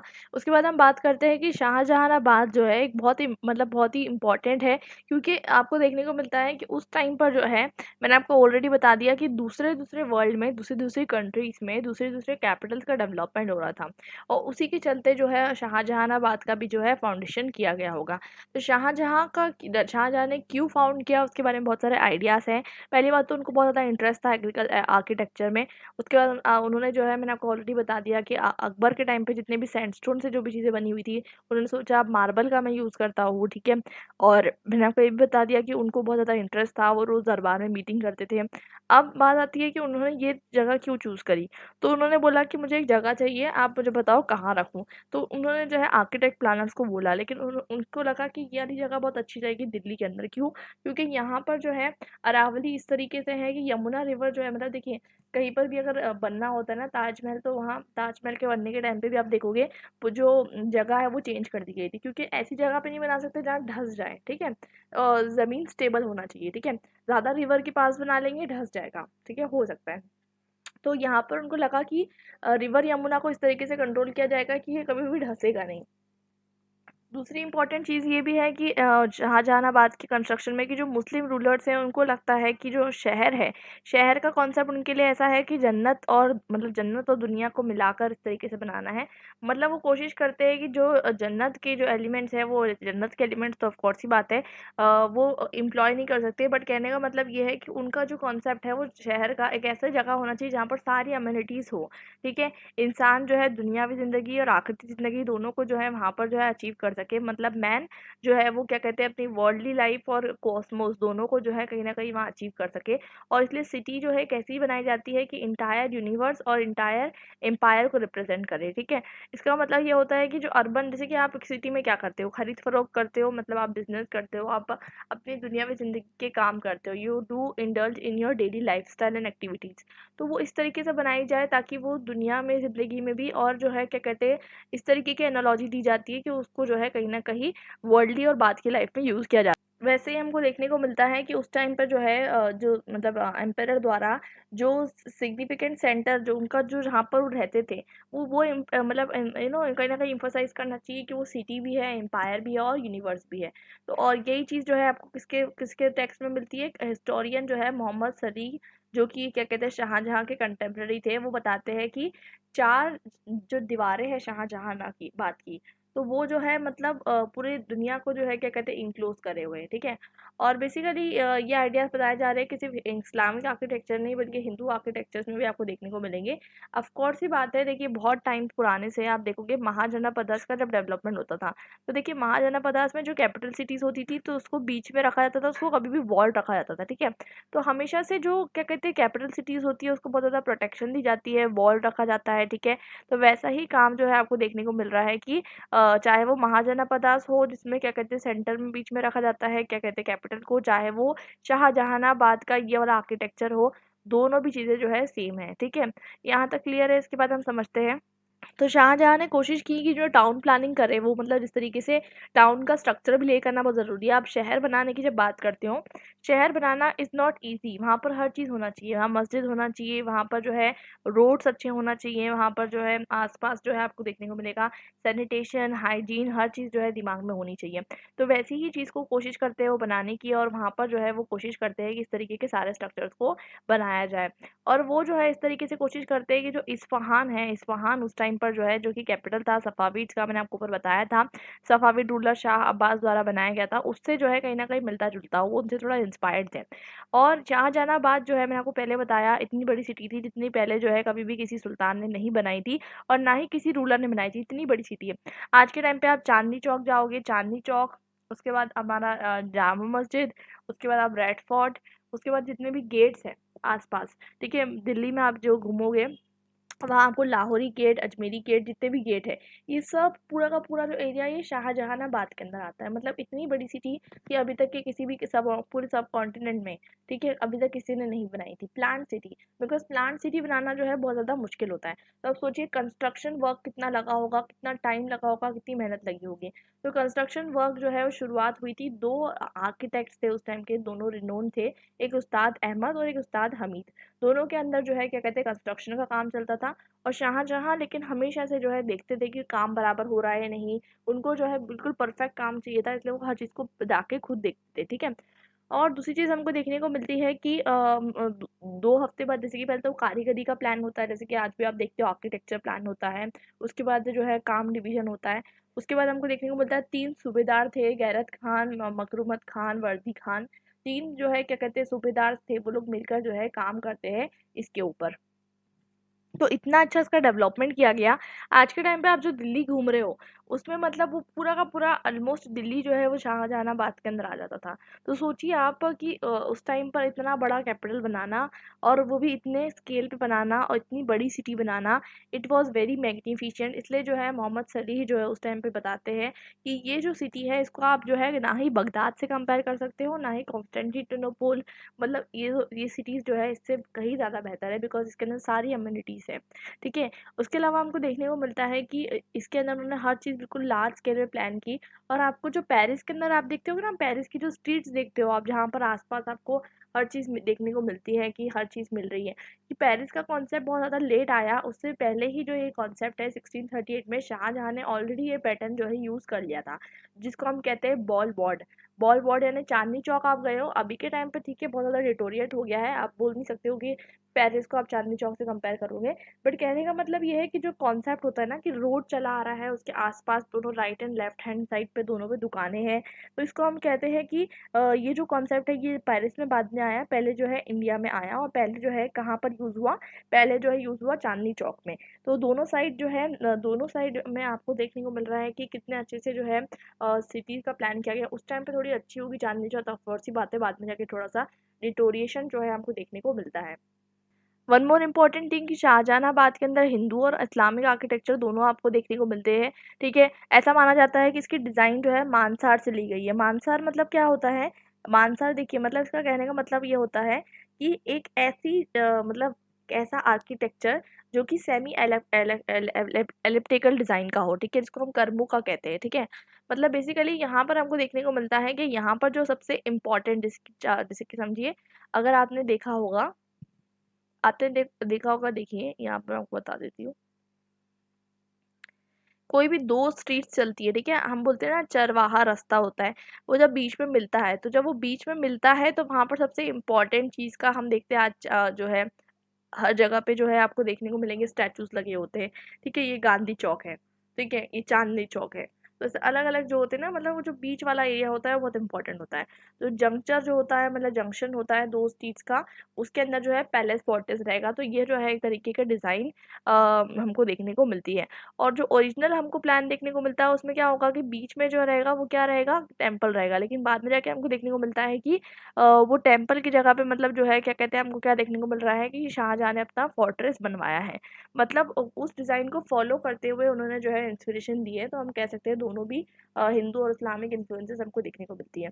इसके बाद हमने डिस्कस किया कि इस्लामिक आर्किटेक्चर उन्होंने फॉलो किया है। मतलब इस्लामिक ऐसा कोई आर्किटेक्चर नहीं है, बट कहने का मतलब ये है कि उन्होंने ये चीज़ सोची है कि मैन और यूनिवर्स, मतलब दोनों भी आइडियाज़, मतलब वर्ल्डली लाइफ और वर्ल्ड के बाद की लाइफ, दोनों को उन्होंने साथ में लाने की कोशिश की है। मतलब वो कहने की कोशिश कर रहे हैं कि एक टाइम से वो, मतलब बहुत सारे स्कॉलर्स इसको बताते हैं कि जितनी भी मतलब चीज़ें हैं, अम्यूनिटीज़ है वर्ल्ड की, वो जो है एक जगह पे लाने की कोशिश कर रहे हैं इस पर्टिकुलर सिटी के अंदर, ठीक है। और यहाँ तक कि जो ब्लेक है वो बताते हैं कि जो आठ आठ दरवाजे हैं, अभी हम पढ़ेंगे दरवाज़ों के बारे में। तो जो आठ दरवाजे हैं ना, तो वो चार दरवाजे तो डायरेक्शन बताते हैं, डायरेक्शन आपको पता है नॉर्थ साउथ ईस्ट वेस्ट। तो वो चार दरवाजे जो है डायरेक्शन बताते हैं, और जो चार दरवाजे हैं वो हेवन के गेट्स हैं, ऐसा बताने की कोशिश करते हैं ब्लेक। तो मतलब बेसिकली इसको जो है कंपेयर किया जा रहा है हेवन से। और बहुत सारे हमने देखा होगा स्कॉलर्स बोलते रहते हैं कि शहर जो है वो हेवनली कॉन्सेप्ट है, ऐसा वगैरह। तो बेसिकली यहाँ पर कहने का मतलब ये है कि अलग अलग तरीके के आर्किटेक्चर को यूज़ करके सारी अम्यूनिटीज़ प्रोवाइड करने की कोशिश की गई है शहर के अंदर। अब नीडलेस टू से पहले के टाइम पे भी और अभी भी आपको देखने को मिलेगा, कभी भी कैपिटल सिटीज़ जो होती है वॉल्ड होती है। हमेशा याद रखना, कभी भी कैपिटल सिटीज़ क्या होती है, हमेशा वॉल्ड होती है। चाहे वो दुश्मन से अटैक के लिए आप वॉल करो या किसी भी चीज़ के लिए वॉल करो। तो वैसे ही शाहजहानाबाद 3 साइड से बहुत अच्छे से वॉल्ड है, ठीक है। 3 साइड से बहुत ज़्यादा स्ट्रॉन्ग वॉल्स है। आप बोलोगे चौथा साइड क्यों नहीं? तो ईस्टर्न साइड पे आपको देखने को मिलेगा फोर्ट है, तो उससे ज़्यादातर वॉल हो जाता है, ठीक है। फोर्ट आ गया तो फिर वॉल तो हो ही जाएगा। और उसके बाद जो है पार्टली जो है आपको वॉल देखने को मिलता है, मतलब थोड़ा-सा वॉल है और थोड़ा-सा आपको देखने को मिलेगा फोर्ट भी आपको यहीं पर देखने को मिलता है। तो मतलब बेसिकली कि चारों साइड से जो है वॉल्ड है। और इसके बाद हमको देखने को मिलता है कि नॉर्दर्न वॉल जो है, नॉर्दर्न वॉल की बात कर रहे हैं हम, अलग-अलग वॉल के बारे में बात करेंगे। तो टोटल लेंथ जो है वॉल की सोचिए 9 किलोमीटर है। 9 किलोमीटर आप सोच सकते हैं, 9 किलोमीटर लंबी दीवार बनाना। तो northern wall of the city जो है वो कितना, 3/4 ऑफ माइल है फ्रॉम वाटर बास्टियन, ठीक है। अलग अलग उसका डायरेक्शन बताया जा रहा है, ये कहाँ पर है, ये कहाँ पर है, आपको आपको उसको याद करना पड़ेगा, ऑफ कोर्स सी बात है। तो ये मैसिव वॉल रहती है, इसमें 8 मीटर हाई है और 3.5 मीटर वाइड है, ये आपको दिमाग में रखना है। 8 मीटर हाई और 3.5 मीटर वाइड है, ठीक है। और टोटल लेंथ कितनी है, 9 किलोमीटर से ज़्यादा है। दूसरी चीज़ यहाँ पर हमको देखने को मिलती है कि उसके अलावा हमको देखने को मिलती है कि 27 टावर जो है वो भी दिए गए हैं। 27 टावर सोच सकते हो आप, उसके अंदर बिग गेट्स भी दिए गए हैं। मतलब दिल्ली के अंदर आपने जितनी भी जगह घूमी होगी, उसमें देखिए बताया जाता है कि कुछ इंपॉर्टेंट जगह है, जैसे लाहौरी गेट। अब लाहौरी गेट मतलब लाहौर की तरफ उसका डायरेक्शन है। कश्मीरी गेट मतलब उसका डायरेक्शन कश्मीर की तरफ है। अजमेरी गेट मतलब उसका डायरेक्शन अजमेर की तरफ है। देखिए कुछ इस तरीके से, ठीक है। तो ये जो गेट रहेगा वो अजमेर की तरफ डायरेक्शन दे रहा है। अकबराबादी गेट मतलब वो मतलब हो सकता है कि वो आगरा की तरफ दे रहा हो, ठीक है। तो बेसिकली अलग अलग तरीके के गेट्स जो है उस टाइम पे हमको देखने को मिलता है। उसके अलावा मैंने आपको पहले बताया कि उस टाइम पे हिंदू मुस्लिम यूनिटी, हिंदू मुस्लिम पीसफुलनेस आपको देखने को मिलती है। मुस्लिम रूलर्स होने के बावजूद जो है, आप सोचिए आर्किटेक्चर में भी जो है कहीं ना कहीं हिंदूज को जो है स्पेस दी गई है। तो इसलिए उनके लिए जो है अलग से गेट बनवाए गए हैं। तो हिंदूज़ के लिए अलग से गेट्स बनवाए गए हैं, जो उनकी मतलब जो भी तरीके की सेरेमनी करनी है उनको, जो भी तरीके की फंक्शंस जो भी करने हैं, तो उसके लिए जो है कुछ अलग से गेट्स बनाए गए हैं, ठीक है। और ये गेट्स बनाए गए हैं जैसे कि जो कुछ गेट्स बनाए गए हैं ताकि वो जाके वर्शिप कर सके। जैसे कि राजघाट और निगम बोध, जो कि उनकी क्या कहते हैं, राजघाट और निगम बोध पर हमको देखने को मिलता है कि गेट्स जो है वो प्रोवाइडेड है। और हर गेट पे आपको देखने को मिलता है चौकी, यानी कि जो है पोस्ट आपको देखने को मिलेगी, और सिक्योरिटी पर्सनल, क्योंकि ऑफ कोर्स ये बात है गेट में से कोई भी घुस के आ जाएगा, अटैक कर देगा, ऐसा नहीं होता है। सिक्योरिटी पर्सनल वहाँ पर होते हैं। दूसरी चीज़ यहाँ पर आपको देखने को मिलता है कि दो आपको पहाड़ी देखने को मिलती है। एक होती है भुजालाल पहाड़ी, उसको जो है जामा मस्जिद वहाँ कंसिडर की गई, मतलब कंस्ट्रक्ट की गई थी। 500 मीटर है ये, around south south west of fortress. उसके बाद हम बात करते हैं पैलेस फोर्ट्रेस की। पैलेस फोर्ट्रेस यानी शाहजहाँ, जिसको किला मुबारक कहते थे, जहाँ पर वो खुद रहते थे।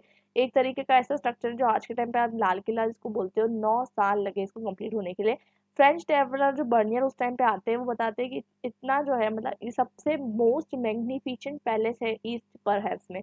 ईस्ट मतलब वो पूरे वर्ल्ड को बोल रहे हैं, मतलब उन्होंने जितनी भी वर्ल्ड में, मतलब जितनी भी उन्होंने सिटीज घूमी है, तो वो जो है वो बोल रहे हैं कि ईस्ट में सबसे बेस्ट जो है, ईस्ट में सबसे बेस्ट मैग्निफिसेंट पैलेस जो है वो ये है। ठीक है, और ये इस टाइम पे बनाया गया था, ऐसे टाइम पे बनाया गया था।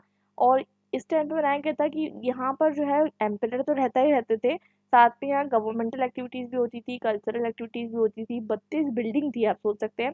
और इसके अंदर जो है 32 बिल्डिंग थी, ऐसा लगता था कि सिटी के अंदर एक सिटी है। तो मतलब आज के टाइम पे आप रेड फोर्ट जाते हो तो आपको वो फील आ जाएगा। लेकिन रेड फोर्ट के अंदर भी अगर आप जाते हो तो रेड फोर्ट के अंदर आपको देखने को मिलेगा कि एक ऐसा लगेगा कि पूरा एक तरीके से सिटी के अंदर एक सिटी आपको देखने को फील होगी। उसके बाद हम बात करते हैं कि इसकी जो दीवारें हैं, आप सोच सकते हैं 3 किलोमीटर तक के फैली हुई है, और 124 एकड़ का एरिया इनक्लोज करी हुई है, और जो कि 2 गुना है आगरा के फोर्ट पे। तो आगरा के फोर्ट से मतलब 2 गुना इन्होंने जो है, मतलब सबसे ज्यादा अगर आप जैसे कि कहा जाता है कि Shahjahan is the king of architecture. ठीक है, आर्किटेक्चर के मामले में सबसे ज्यादा जो कंस्ट्रक्शन करवाए हैं वो शाहजहां ने करवाए हैं। और इसको हम कह सकते हैं रेगुलर पैरेललोग्राम है। ठीक है, उसके बाद हमको देखने को मिलता है कि यहाँ पर आपको अलग अलग तरीके के हाई वॉल्स भी देखने को मिलते हैं। सोचिए कितने लोग लगे होंगे कंस्ट्रक्शन करवाने के लिए, कितने stone cutters, masons, stone carvers, carpenter, garden designer, क्योंकि गार्डन को भी डिजाइन किया जाता था। हर चीज को कारीगरी से करा जाता था, मतलब कितने मेहनत, कितने साल लगे होंगे। और इसलिए जो है क्या कहते हैं, बताया जाता है कि, तो जैसे कि मोहम्मद सालेह जो रिमार्क करते हैं कि एक शार्प नेल भी जो है आप इसके अंदर नहीं डाल सकते स्टोन की बिल्डिंग के अंदर। ठीक है, और आपको देखने को मिलता है कि एक लार्ज मोट 23 मीटर वाइड और 9 मीटर डीप जो है वो पूरी तरीके से फोर्ट को जो है सराउंड किए गए हैं। और इसके साथ साथ जो है, मतलब बर्नियर बताते हैं कि हम ये जो क्यों करी गई है, ताकि जो है इसको प्रोटेक्शन दे जा सके। ऑफ कोर्स सी बात है, वहाँ पर राजा और उसके घर वाले रहते हैं, तो उसको प्रोटेक्शन के लिए जो है बनाया जाएंगे। और उसके अलावा 3 गार्डन्स भी होते हैं, इसके अलावा बुलंद बाग, गुलाबी बाग और अंगूरी बाग। ठीक है, तो तीन तीन तरीके के वहाँ पर आपको गार्डन्स भी देखने को मिलते हैं, लेकिन आज के टाइम पे आपको वो कुछ भी देखने को नहीं मिलेगा। उसके बाद हमको देखने को मिलता है कि पैलेस के अंदर 4 गेटवेज होते हैं। एक लाहौरी गेट जिसके अंदर चांदनी चौक की तरफ उसका फेस किया गया है, वो मेन एंट्रेंस रहता है। उसके अलावा आपको देखने को मिलता है कि ये मेन एंट्रेंस के अलावा आपको देखने को मिलता है कि ये जो है पूरा का पूरा एक हॉल है। हॉल मतलब, देखिए मैं आपको समझाती हूँ। यहाँ से आप घुसे, रास्ता है, आप घुसेंगे कहाँ, आप डायरेक्ट पैलेस में नहीं घुस जाएंगे, आप जो है हॉल में घुसेंगे। फिर वो हॉल से कहाँ होता है, हॉल जो है वो कहाँ रहेगा, हॉल जो है कोर्टयार्ड से आपको कनेक्ट करेगा। और हॉल जो है फिर कनेक्टेड रहेगा एक और स्ट्रक्चर से, जिसको हम कहेंगे नौबत खाना।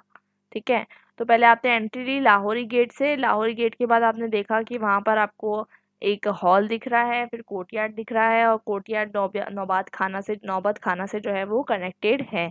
और कॉरिडोर के दोनों तरफ जो है शॉप्स भी आपको मिल जाएगी, जो कि लग्जरी आइटम्स बेच रही है। ठीक है, उसके अंदर आपको देखने को मिलेगा कि इंटायरली रॉयल अपार्टमेंट, पैलेस और सब कुछ आपको देखने को मिल जाएगा।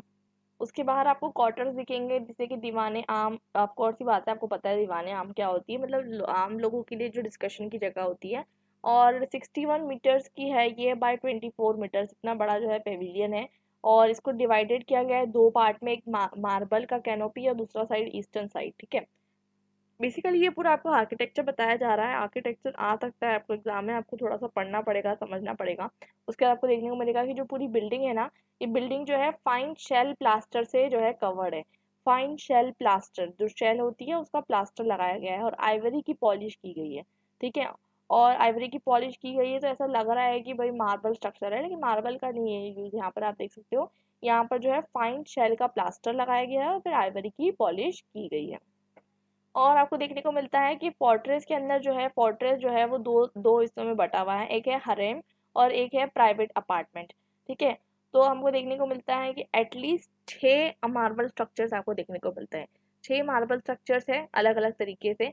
तो लार्जेस्ट स्ट्रक्चर जो है वो कहता है रंग महल है। ठीक है, उसके बाद आरामगाह, आरामगाह मतलब जो है सोने की जगह है, जहाँ पर आप सो सकते हो, बेडरूम्स मतलब बेसिकली। उसके बाद आपको देखने को मिलता है कि खवासपुर, ख्वासपुर है एक जगह, जहाँ पर आप देख सकते हो कि एक ऐसी जगह है खवासपुर, मतलब जहाँ पर जो है जो विडोज है और जो डिपेंडेंट्स है, मतलब जो काम नहीं कर सकते और जो भी मतलब जो डिपेंडेंट लोग हैं जो फॉर्मर रूलर्स के, वो लोग जो है वो खवासपुर में रहते हैं। ठीक है, अलग अलग जगह अलग अलग लोगों के लिए बनाई गई है। 6 मार्बल स्ट्रक्चर्स आपको देखने को मिल जाते हैं। उसके बाद आपको देखने को मिलता है कि रंग महल जो है, रंग महल के बाजू में है दीवाने खास। दीवाने खास आपको पता ही है, ऑफ कोर्स ही बात है कि जहाँ पर इंपॉर्टेंट लोगों की मीटिंग होती है, समझ लीजिए मिनिस्टर्स होते हैं आज के टाइम पे, उस टाइम पे भी कोर्टियर्स और शाहजहाँ जो है वो मीटिंग करते हैं। तो ये जो है आपको देखने को मिलेगा सबसे ज़्यादा जो है खूबसूरत बनाई गई है। उसके अंदर जो है प्रीशियस स्टोन्स लगाए गए हैं और सिर्फ सिलेक्टेड लोग ही यहाँ पर आ सकते हैं। ठीक है, और इसके अलावा आपको देखने को मिलेगा कि इसके अंदर तो मतलब आपको देखने को मिल रहा है कि पूरा का पूरा जो सिटी है, विद इन सिटी का कॉन्सेप्ट, मतलब देखिए एक सिटी बाहर है, उसके अंदर भी आपको देखने को मिल रहा है कि आपको जो है स्ट्रीट्स देखने को मिल रही है, लेकिन वहाँ पर सादा सामान बेचा जा रहा है। यहाँ पर अंदर जो स्ट्रीट्स है, यहाँ पर आपको प्रीशियस सामान बेचा जा रहा है। तो मतलब सिटी विद इन सिटी का जो कॉन्सेप्ट है कि मतलब ये पूरा का पूरा जो है, यहाँ पर आपको एक ऐसी जगह है दीवाने खास, जहाँ पर कुछ ही लोगों की एंट्री है। और उसके अलावा आपको देखने को मिल रहा है कि इम्पीरियल फोर्ट्रेस में उसके अलावा जो मतलब बाकी की 6 जगहें बनाई गई है ना, तो 6 अलग अलग कंपार्टमेंट है। तो वहाँ पर एक जगह पे emperor, merchants, artisan, servants, painter, musician और बाकी सारे तरीके के स्टाफ को भी जो है एंट्री मिल रही है। उसके अलावा जो है वहाँ पर वर्कशॉप्स भी होती रहती है, बहुत सारी चीज़ें वहाँ पर होती रहती है। तो मतलब आपको कहना है कि सिटी विद इन सिटी का कॉन्सेप्ट है कि एक सिटी दूसरी सिटी के अंदर जो है बनाई गई है। उसके बाद झरोका, झरोका दर्शन का कॉन्सेप्ट जो कि अकबर द्वारा शुरू किया गया था। तो वैसे ही फोर्ट के ईस्टर्न साइड में आपको देखने को मिलेगा एक कार्व स्ट्रक्चर है, झरोका जिसको हम कहते हैं, जहाँ पर रोज सुबह एम्परर आएगा और लोग उसको देखने आएंगे। मतलब लोगों के मन में कितना आस्था, कितना फेथ, कितना प्यार जो है लोगों को मन में जो है कंपेयर की तरफ है, वो आपको देखने को मिलता है। तो ये अर्ली मॉर्निंग रिचुअल होता ही था झरोका दर्शन। ठीक है, झरोका दर्शन मतलब हर इंसान के साथ वो कनेक्ट करते थे। ठीक है, चाहे वो हिंदू हो या मुस्लिम हो, और चाहे वो कोई पुअरेस्ट इंसान हो, कोई भी इंसान हो, वो इस पर्टिकुलर पार्ट का हिस्सा बनता था। तो ये उनके लिए एक बहुत ज़्यादा, मुझे मुगल रूलर्स जो है वो समझते थे कि ये बहुत इंपॉर्टेंट है, इसलिए वो हमेशा जो है ये चीज़ करा करते थे कि जो उनके सब्जेक्ट्स है, आप देखिए आप आज के टाइम पे आप अपने मिनिस्टर्स को देख सकते हो क्या? नहीं, लेकिन उस टाइम पर आप देख सकते हो कि राजा जो है वो अपने आप को हर रोज दिखा रहा है। इनफैक्ट जो है मीटिंग्स भी करवाते हैं दीवाने आम में कि आम लोग भी आके जो है अपना जो है कहीं ना कहीं लोगों के आकर अपना जो है भावना स्पष्ट कर सकें। उसके बाद हमको देखने को मिलता है इसमें, मतलब क्या होता है ना, इससे फायदा कि जो राजा और प्रजा का जो रिलेशनशिप है ना, वो थोड़ा और स्ट्रांग हो जाता है। उसके बाद जो रोड है, तो रोड जो है वो लाहौरी गेट से कनेक्टेड है, और लाहौरी गेट जो है वो फतेहपुर मॉस्क से कनेक्टेड है। ठीक है, नहरे फैज, नहरे फैज जो कि है ना क्या कहते हैं, फतेहपुरी मॉस्क से बहती है और पैलेस फोर्ट्रेस से बहती है, वो सेंट्रल पार्ट में है। उसके बाद हमको देखने को मिलता है कि हमको यहाँ पर चांदनी चौक का कॉन्सेप्ट देखने को मिलता है कि चांदनी चौक जो है, चांदनी चौक का जो मतलब उस टाइम पे देखने को मिलता है कि चांदनी चौक जो है उसमें फ्लावर गार्डन्स भी थे। आज के टाइम में आपको नहीं दिखते, लेकिन उस टाइम पे थे। दोनों साइड रोड्स थे, आसपास ट्रीज भी थे, 1,500 से ज़्यादा शॉप्स थी। और उसके बाद आपको देखने को मिलता है प्रिंसेस जहां आरा, मतलब ऐसा नहीं है कि सिर्फ और सिर्फ हर चीज़ मैन के नाम पे है। प्रिंसेस जहां आरा या फिर बोला जाता है नवाब फतेहपुरी बेगम, जो कि शाहजहाँ की जो है वाइफ थी, तो वो जो है उनके नाम, उन वो जो शॉप्स है वो ओन करती है। ठीक है, और वहाँ पर आपको अलग अलग तरीके से बाजार देखने को मिलते हैं, उर्दू बाजार, अशरफी बाजार, फतेहपुरी बाजार। उसके बाद आपको देखने को मिलता है कि रोड से आप जाते जाते जाते अकबराबादी गेट जो है आप पहुंच जाओगे। अकबराबादी गेट को, जिसको हम दिल्ली गेट कहते हैं। आज के टाइम पे अगर आप दरियागंज गए हो, दरियागंज में आपने बुक्स खरीदने जाते होंगे, दरियागंज का आपको पता होगा मार्केट लगता है, अगर आप दिल्ली में रहते हो, नहीं रहते हो, दरियागंज में बुक मार्केट लगता है, वो बहुत सस्ता होता है। उस टाइम पर जो है दिल्ली, मतलब दिल्ली गेट के आसपास जो है फैज बाजार लगता था, और इसमें जो है रोड जो है कनेक्टेड था नहरे फैज से। ठीक है, सोचिए कितना प्यारा तरीके से। आज के टाइम पे भी आप जाओगे ना, दरियागंज का मार्केट है, अब वो इतना डिस्ट्रक्ट हो चुका है, र्यून हो चुका है, क्योंकि लोग जो है र्यून कर देते हैं, लेकिन आज भी आपको दिल्ली गेट वहां पर देखने को मिलेगा। तो दिल्ली गेट है और उसके आसपास, मतलब सोच रहे हो आप कि दरियागंज का हिस्सा, उसके बाद आपको देखने को मिल रहा है अजमेरी गेट का हिस्सा, लाहौरी गेट का हिस्सा, उसके बीच में जितना भी पूरा का पूरा एरिया है वो पूरा शाहजहानाबाद के अंदर आता है। और ये रोड से जुड़ते जुड़ते फिर क्या, कश्मीरी गेट तक हम पहुंच सकते हैं। कश्मीरी गेट में आसपास आपको देखने को मिलेगी हवेली है, और जितने भी लोग हैं वहां पर रहते हैं। मतलब बहुत प्लांट सिटी का आपको कॉन्सेप्ट देखने को मिलेगा। उसके बाद आपको देखने को मिलेगा काबुली गेट, जो कि चांदनी चौक से पैरेलल है और ये कश्मीरी गेट से ज्वाइंट है। मतलब कंस्ट्रक्शन इस तरीके से किया गया है कि सारे गेट्स जो है वो एक रोड से कनेक्टेड है, रोड जो है कहीं ना कहीं पैलेस से कनेक्टेड है। हर रोड पे जो है आपको देखने को मिलेगा, और हर गेट पे आपको चौकीदार देखने को मिलेंगे। और आपको जो मेन एरिया है वहां पर पहुंचने के लिए जो है आपको बहुत सारे सिक्योरिटी पोस्ट और चेक्स को गुजरना पड़ेगा। अब बात करते हैं कि पैलेसेस और मेंशंस के बारे में बात करते हैं, नोबिलिटी की। तो ऑफ कोर्स ही बात है, आज के टाइम पे भी आप देखोगे प्राइम मिनिस्टर रहेंगे, उसके बाद उसका हायरकी देखिए कैबिनेट मिनिस्टर्स रहेंगे। फिर उसके बाद आपको देखने को मिलेगा कि जो मेंबर्स ऑफ पार्लियामेंट होते हैं, राज्यसभा लोकसभा आपको देखने को मिलेगी। तो बेसिकली यहाँ पर आपको देखने को मिलता है कि जैसे आज के टाइम पे भी उनके रहने के लिए अरेंजमेंट किया जाता है, वैसे ही उस टाइम पर भी अलग अलग तरीके के पैलेसेस में अलग अलग तरीके के उनको जो है क्या कहते हैं रेसिडेंशियल अपार्टमेंट दिए गए थे, जिसको हम हरेम कहते हैं। पहले तो फैमिली मेंबर्स के लिए हरेम हुआ करता था, उसके बाद आपको देखने को मिलता है कि जो आर्मी लोगों के लिए, आर्मी के लिए भी अरेंजमेंट किया गया था। उसके बाद हमको देखने को मिलेगा कि नक्कर खाना मतलब ड्रमर्स चैम्बर भी आपको वहाँ पर देखने को मिलेगा। तो बेसिकली मतलब ये मैं जैसे कि आज के टाइम पे भी देखिए 5-6 साल में इलेक्ट होते हैं वो सब चीज़ें चेंज हो जाते हैं, वो वहाँ परमानेंटली नहीं रहते हैं। ठीक है, चाहे वो प्रेसिडेंट हाउस हो या कुछ भी हो। तो वैसे ही उस टाइम पे भी ये नोबल्स की प्राइवेट प्रॉपर्टी नहीं होती थी और कभी भी स्टेज ले सकता था, लेकिन उस टाइम पे भी आप देखोगे कि ये जो है वहाँ पर लोग रहा करते थे, जैसे कि आज के टाइम पे हो रहा है वैसे ही उस टाइम पे भी होता था। उसके बाद हम समझते हैं कि ये पूरा का पूरा जो हाउस होल्ड है, जिसे कि बताया जाता है, मोहम्मद सली बताते हैं कि इस तरीके से पूरा पूरा हाउस होल्ड है कि कोर्टयार्ड जो है हर एरिया का एम्प्टी है। और आपको देखने को मिलता है कि यहाँ पर जो है ना पूरा मतलब जो कोऑर्डिनेशन जो किया गया है वो इतना प्यारे तरीके से किया गया है। मैं आपको बता दूं कि एक तो सबसे इम्पोर्टेंट चीज़ कि यहाँ पर अलग अलग तरीके के लोग रहते हैं। मैंने आपको बताया जो नोबिलिटी के पार्ट है उनको जो अपार्टमेंट दिए गए हैं वो इतने अच्छे हैं, जैसे कि आपको बताती हूँ मैं उसका एक्सप्रेशन। एक तो वहाँ पर आपको गेटवे देखने को मिलेगा, उसके बाद आपको देखने को मिलेगा कि जो डेली गार्ड होते हैं, सर्वेंट्स होते हैं, सोल्जर्स होते हैं, वो सबका घर भी वहाँ पर अलग से दिया हुआ है, मतलब उनकी जो है सेवा करें।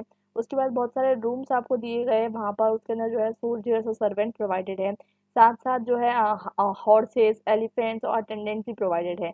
डिफरेंट अपार्टमेंट दिए गए हैं सर्वेंट्स के लिए, क्लर्क्स के लिए, आर्टिशन के लिए, स्टोर रूम अलग अलग जगह का बनाया गया, ऑफिस, ट्रेजरी। मतलब आज के टाइम पे आप देखोगे ना पार्लियामेंट के अगर आप जाते हो तो वहाँ पर आपको देखने को मिलेगा कि अंदर अलग अलग कंपार्टमेंट में अलग अलग लोग जो है रह रहे हैं, जो कुछ काम करते हैं, जो छोटे छोटे काम करते हैं, लेकिन वो सिक्योरिटी गार्ड्स हैं। सब लोग के लिए अलग अलग जगह का एरिया है रहने के लिए। तो वैसे ही जो है उस टाइम पे बनाया गया था। और जो एरिया जो है जहाँ पर प्रिंसेस रहते हैं, अमीर रहते हैं, अमीर इन द सेंस यहाँ पर रिच की बात नहीं हो रही, अमीर यहाँ पर होता है the people who are high in nobility. तो आपको देखने को मिलता है कि वो इनर क्वाड्रेंगल में रहते हैं। इनर क्वाड्रेंगल देखिए यहाँ पर इस तरीके का फोर्टेड वॉल है, और ये जो बाहर का वॉल है, तो बाहर वाले एरिया में कौन रहेंगे, जो सर्वेंट्स है, जो हाउस होल्ड्स हैं, ये सब रहेंगे। ठीक है, उनके लिए भी रहने के लिए अपार्टमेंट बनाए गए हैं। और अंदर वाले एरिया में कौन रहेंगे, जो कि हमारे जो है नोबल्स है। ठीक है, उसके बाद हमको देखने को मिलता है कि हर एक कोर्टयार्ड उनको दिया गया है, गार्डन दिए गए हैं। ठीक है, और उनको जो है क्या कहते हैं हर तरीके की फैसिलिटीज वहाँ पर जो है वो दी गई है। तो आपको गार्डन्स देखने को मिलेंगे अपार्ट फ्रॉम द कॉम्प्लेक्स। बहुत ही प्यारे तरीके के गार्डन है, जैसे कि बर्नियर बताते हैं कि ये पूरा का पूरा जो सबअर्बन एरिया है इसमें गार्डन्स आपको हर जगह मिलेंगे। और बहुत इंपॉर्टेंट प्लान है इस्लामिक ट्रेडिशन का, यहाँ पर आपको देखने को मिलता है कि मुगल रूलर्स द्वारा बिल्डिंग्स के साथ गार्डन होना बहुत ज़्यादा ज़रूरी है। मुगल गार्डन से आपको पता है ये नाम चलता है।